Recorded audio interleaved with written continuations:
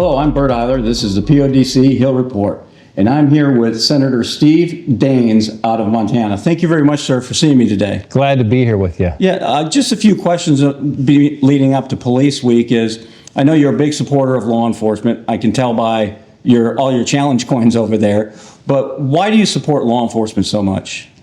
I tell you what, it is the first line of defense we have in a nation that keeps us safe. It's the fundamentals of law and order. I lived overseas years ago in a country where you couldn't just dial 911 and get an immediate response from law enforcement. And for the first time, I realized what I take it for granted growing up in America. The men and women who get up every day and wear the badge, the weight of that badge, putting their lives on the line, is something that I don't think we can talk enough about. Grateful what they do to keep our nations and our community safe. Thank you very much for that. I really appreciate it. You know, the men and women in law enforcement really like to see the support that senators like yourself give. And with Police Week just 2 weeks away, what does Police Week mean to you? I'll tell you, it means something different this year for the Daines family. Last year, I believe 111 members of law enforcement lost their lives in this country.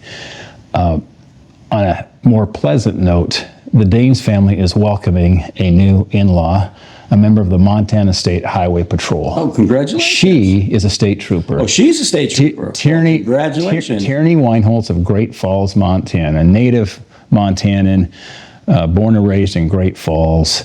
Our son started dating her. I asked him, how'd you guys meet? Did she pull you over? He says, no, Dad.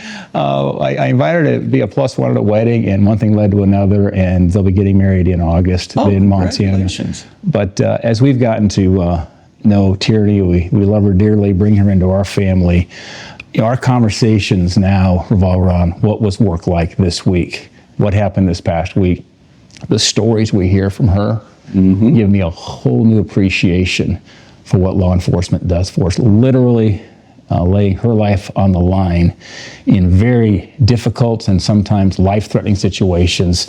So when I think about this week, it's a little different now. It becomes a lot more personal because God willing, she'll be the mother of some new grandchildren in the Daines family. They want to start having a family, and I'm just grateful for what she does and what the members of law enforcement do for our country. You got to add to the grandchildren. Do you have 7 grandchildren right now? We do have 7 grandchildren.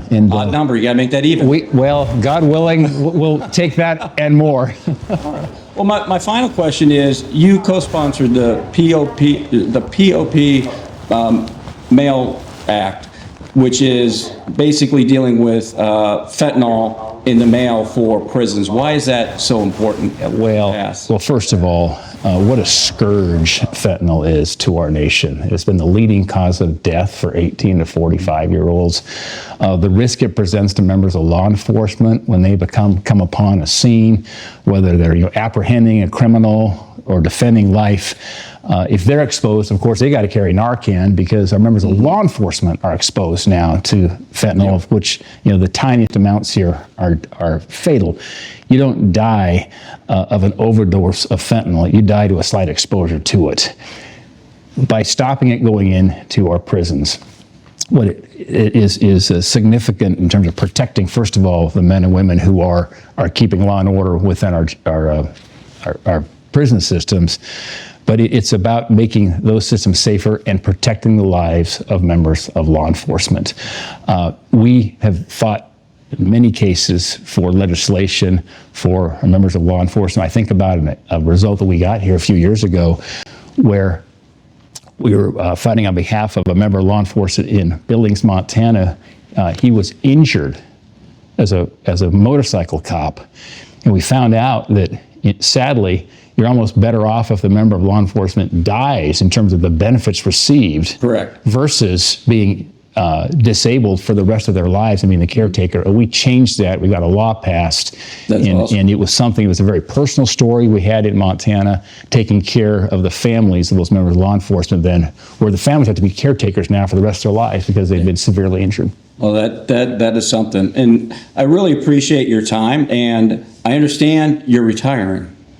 Well, I'm repurposing. How's that? But I'm bringing 14 years of service in the United States Congress to an end. I served 2 years in the House It'll be 12 years in the U.S. Senate. My father was a Marine. It's been Semper Fi to my papa as well, but it's been one of the greatest experiences of my life to serve. And now maybe a little more time with grandkids, a little more time with a hunting rifle, and perhaps some fishing too. I don't blame you there.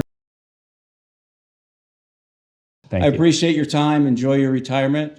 And thank you very much for all you do. Thank you. Appreciate you. I'm Bert Eiler. This is PODC Hill Report, bringing the Hill to you. Until next time, God bless.